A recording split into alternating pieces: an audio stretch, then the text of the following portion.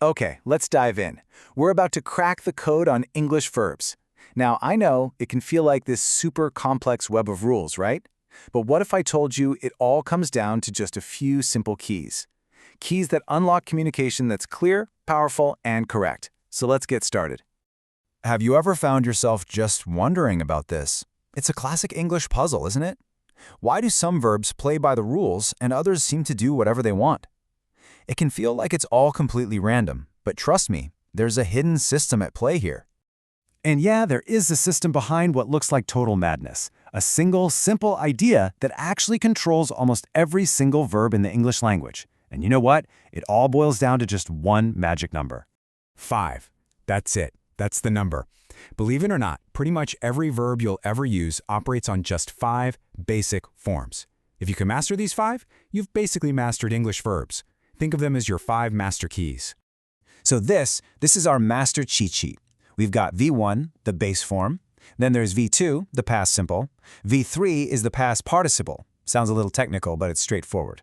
V4 is the ing form. You see this one everywhere. And finally, V5, the S or ES form. Let's take a look at each one in a simple sentence so you can see exactly how they work. First up is V1, the base form. This is the verb in its purest, most basic form, kind of like what you'd find in the dictionary. It's the foundation we build everything else on. Next, we have V2, the past simple. This one unlocks the past. It's for actions that are totally finished. I wrote. Boom. The action is done and dusted. And then we get to V3, the past participle. Now this one's a bit special. You'll notice it often needs a little helping verb like have or has to work. You can think of it as building a bridge from something that happened in the past to the present moment. V4 is the ing form, and this one is all about action in progress. If something is happening right now or it's an ongoing thing, you're going to be using V4, and it's almost always paired with a verb like am, is, or are. And finally, our fifth key, V5, the S or ES form. Now, the super important thing to remember here is that this one only shows up in the present tense and only when the subject is a third-person singular, so he, she, or it. Okay, so we've got our 5 keys. Now for the fun part. Let's see how they actually work together to build the fundamental structures of English grammar. We'll start with tenses. You see, tenses are really all about just picking the right key for the job. For the present tense, we grab V5. For the past, we use V2. And for the future, it's even easier. We just pop the word will right in front of our basic V1 key. It's a surprisingly simple and elegant system when you see it laid out like this. These keys also help us understand the difference between active and passive voice. So, in the active voice, the subject is the one doing the action. She writes. Simple. But in the passive voice, the subject is actually receiving the action. A letter is written. And here's the secret. The passive voice always uses V3, that past participle we talked about.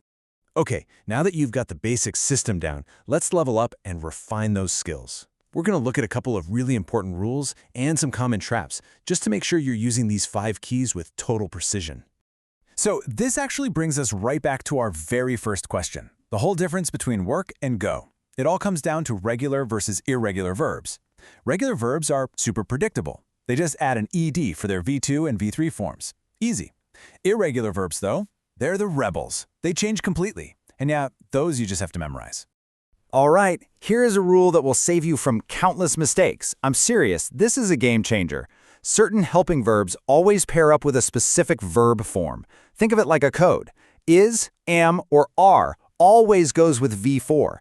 Has, have, or had always goes with V3. And modal verbs like will, can, or should always go with the basic V1. No exceptions. Let's see this code in action. He go to school. Nope. He is singular, so it needs the V5 form. He goes. How about I have wrote? Wrong again. Have demands the V3 form. I have written. And she is right? You know the drill. Is has to pair with the V4 form. She is writing.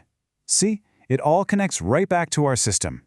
So we've gone over the keys, the rules, the common traps, but let's take a step back for a second and ask the big question. Why does any of this actually matter? Well, this is about way more than just passing a grammar test. It's about the real-world power of being understood. When you use the right verb form, you're literally controlling time in your sentences. You're making sure you express your exact meaning, not something close to it. You maintain clear, accurate grammar, and maybe most importantly, you avoid confusion. This is what makes your communication clear, professional, and really, really powerful. So to wrap it all up in a neat little package, a verb form is just the way a verb changes its shape to fit the rules of a sentence. It's how one single word, like write, can adapt and transform to express a whole universe of different meanings.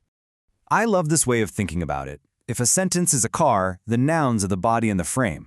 But the verb forms, they're the engine. They're what make it move, what give it direction, and what actually get your idea from your brain to someone else's.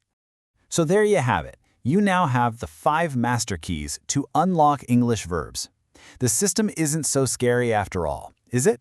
So the real question is, with this new knowledge, what other door in English grammar are you ready to unlock next?